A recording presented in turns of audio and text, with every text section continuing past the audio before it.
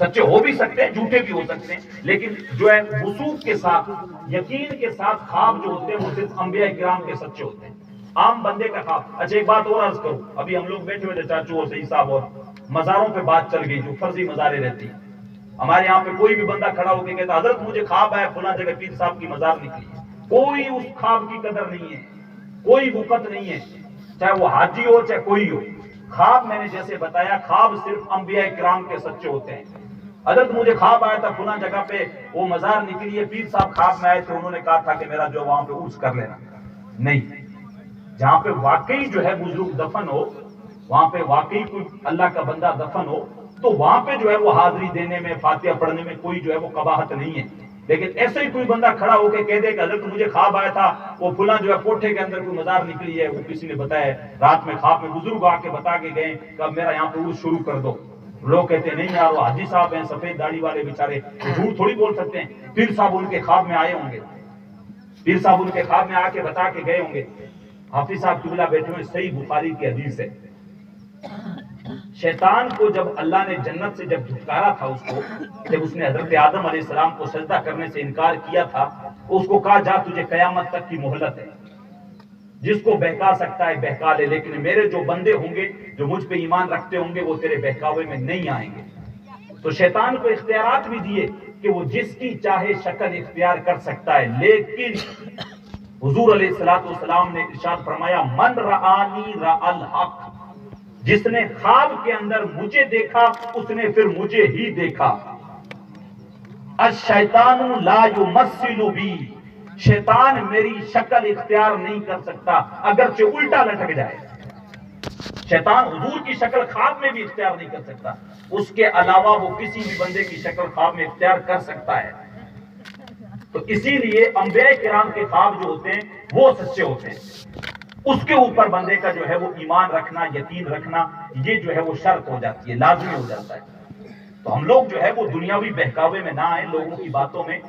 ہمارے لیے دین وہی ہے، میں ہمیشہ کہتا ہوں ہمیں جو ہے وہ چیز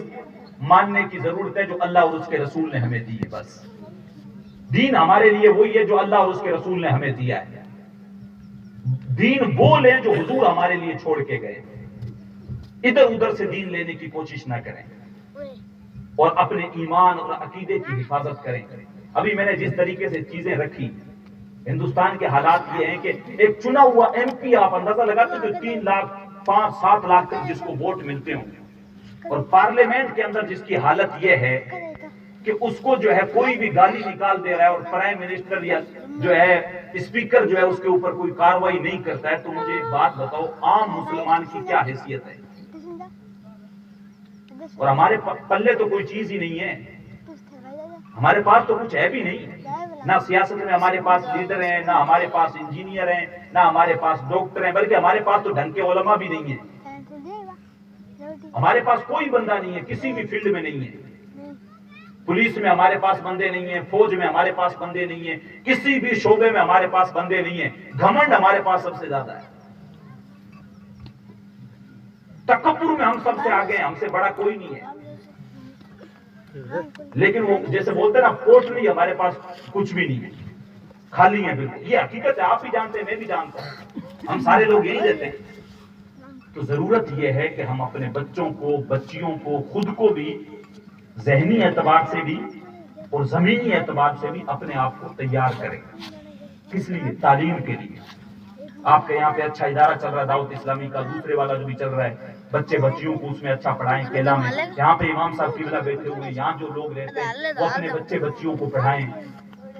حضور کے میلاد کا موقع ہے، حضور پہ درود پاک خوب پڑھیں، حضور کی سیرت سنائیں۔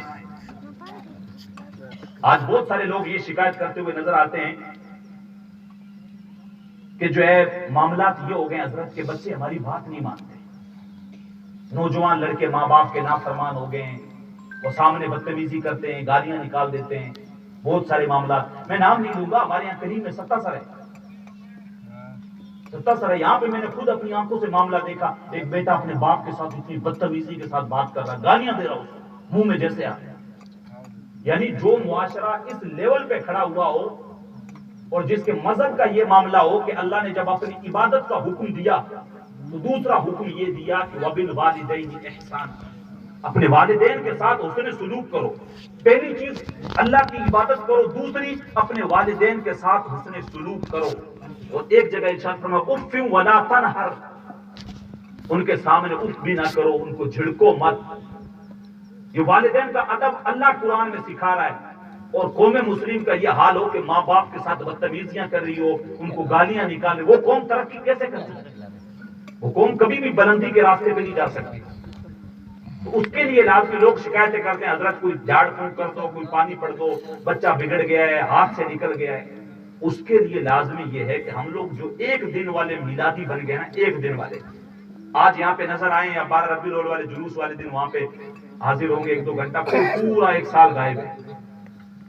یہ جو ایک دن والے میلادی بنے ہوئے نا، اس کے لیے ضروری یہ ہے کہ ہم سال میں اپنی اولاد کو حضور کی سیرت بتائیں. حضور بچپن میں کس طریقے سے پیدا ہوئے، کیا ان کے کمالات ہیں، حضور کو اللہ نے کیسا حسن و جمال دیا تھا.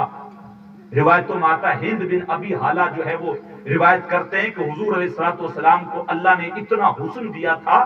کہ جب وہ مسکراتے تھے تو سامنے جو دیوار ہوتی تھی اس کے اوپر حضور کے نور کی شعائیں پڑتی تھی. جس نبی کا حسن اتنا ہو. حضرت جابر بن سمورہ کہتے ہیں ایک دن جو ہے 14ویں رات کا چاند چمک رہا تھا اور حضور لال دھاری دار چادر اوڑھ کے آرام فرما رہے تھے. 14